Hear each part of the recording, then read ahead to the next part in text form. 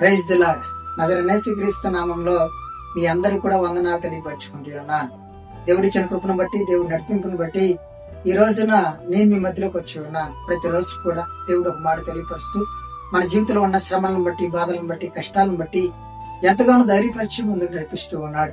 అలాగే ఈ రోజున కూడా దేవుడు ఒక మాట తెలియపరచాలని ఎంతగానో ఆశిస్తూ నన్ను మీ మధ్యలోకి తీసుకొచ్చి ఉన్నాడు. ఈ రోజున దేవుని వాక్యం ఒకసారి మనం చూసినట్లయితే ఆదికాండము 1వ అధ్యాయం 29వ వచనం. దేవుడు ఇదిగో భూమి మీద నున్న విత్తనములిచ్చే ప్రతి చెట్టును, విత్తనములిచ్చే వృక్ష ఫలము గల ప్రతి వృక్షమును మీకు ఇచ్చి ఉన్నాను, అవి మీ ఆహారమగును. ఈ లోకంలో ఒక మనుషుడు ఎలా జీవించాలో, ఒక మనుషుడు ఏమి తినాలో కూడా మన పరిశుద్ధ గ్రంథంలో దేవుడు మన కొరకు రాసిపెట్టి ఉంచి ఉన్నాడు, సృష్టించి ఉన్నాడు కూడా.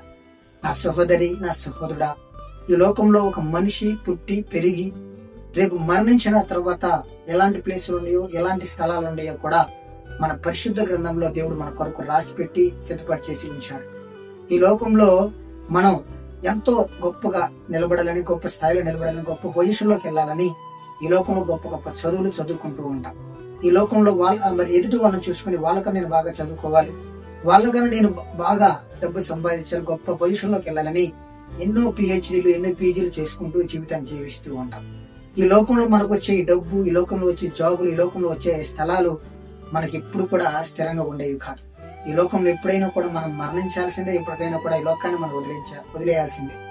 ఈ లోకంలో మనం ఎలా బ్రతకాలో, ఎలా జీవించాలో, రేపు మరణించిన తర్వాత ఎలాంటి స్థాయిలు ఉండేయో, ఎలాంటి ప్లేసులు ఉండేయో కూడా మన పరిశుద్ధ గ్రంథంలో దేవుడు మన కొరకు రాసిపెట్టి ఉంచి ఉన్నాడు. ఈ యొక్క పరిశుద్ధ గ్రంథాన్ని కానీ మనం చదివి మన దీన్ని బట్టి అనుసరించగలిగితే ఈ లోకంలో మనంత ధన్యుడు, ధన్యురాలు ఎవరు లేరని రాసిన దేవుడు మాట్లాడుతూ ఉన్నాడు.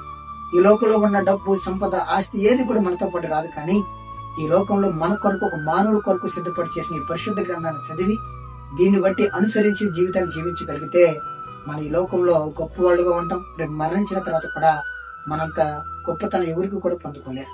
కాబట్టి నా సహోదరి, నా సహోదరుడా, ఈ లోకంలో వచ్చే సంతోషాలు, ఈ లోకంలో వచ్చే జ్ఞానం కాదు, కానీ దేవుడు మన కొరకు సిద్ధపడి చేసిన ఈ పరిశుద్ధ గ్రంథాన్ని మనం చదవాలని, ఈ పరిశుద్ధ గ్రంథంలో దేవుడు మన కొరకు సిద్ధపడి చేసిన ప్రతి ఒక్క దానిని కూడా మనం గ్రహించాలని ఈ రోజున దేవుడు నీకు నాకు తెలియపరుస్తూ ఉన్నాడు.